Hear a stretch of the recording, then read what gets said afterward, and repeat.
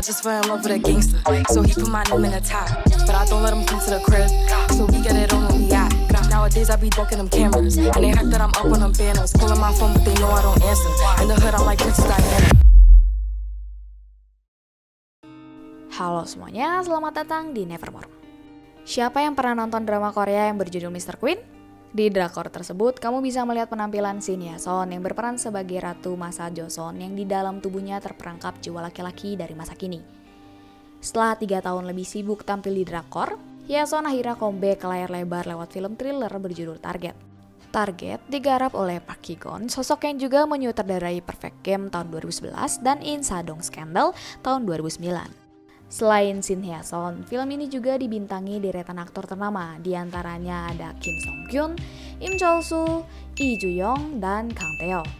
Jika melihat filmografinya, Hye-sun bisa dibilang sudah beberapa kali membintangi film thriller. Target mengangkat kisah yang mengambil tema tentang sesuatu yang begitu dekat pada kehidupan masyarakat saat ini, yaitu belanja online.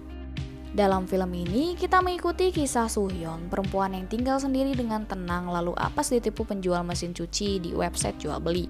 Soo-hyun lalu bertekad mencari akun penipu ini dan memperingati orang-orang supaya nggak ketipu kayak dia gitu. Sialnya, Soo-hyun malah diteror gila-gilaan sama penipu ini. Target sukses bikin lutut lemas dengan ceritanya yang terlalu dekat dan terlalu gampang terjadi pada siapapun, terutama bagi perempuan yang hidup sendirian dan sering belanja online nih. Untuk ukuran film thriller, Target benar-benar menyajikan pengalaman menegangkan yang cukup intens dari awal hingga akhir film. Sutradara Park Ki-gon berhasil membuat penonton bisa berempati dan selalu merasa khawatir dengan nasib Soo-hyun di sepanjang filmnya. Ditambah lagi, wajah sang penipu benar-benar disembunyikan dan baru diungkap pada akhir filmnya, sehingga membuat penonton semakin resah karena kita nggak tahu siapa wajah penipunya gitu. Bahkan film ini dibuka dengan sangat bangsat gitu, dan berhasil bikin kita jadi was-was terus sepanjang film. Beneran dibikin curiga banget lah, semisal kayak siapa itu di depan pintu gitu, siapa itu yang mengetuk pintu, atau kayak siapa itu yang ngajak COD. Cara film ini membangun ketegangan itu rapi banget, perlahan tapi pasti.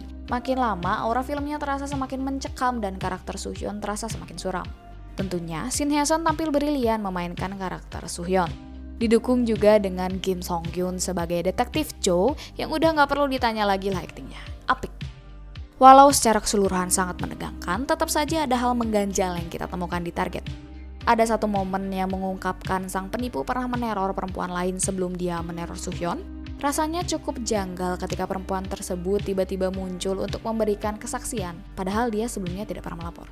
Anehnya lagi, dia sama sekali tidak melapor padahal teror yang dia alami juga sama seramnya dengan apa yang dialami oleh Soo-hyun.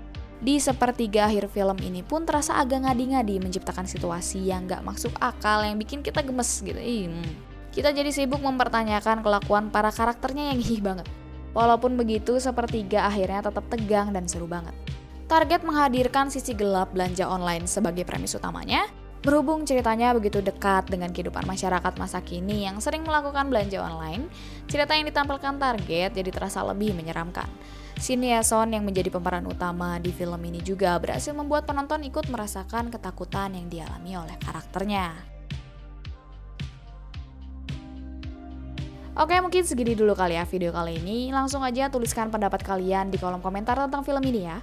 Buat kalian suka video ini, silahkan di like, di subscribe, share juga ke teman-teman kalian, atau bisa follow Instagram kita di @never.more.id. Never signing off, thank you semuanya.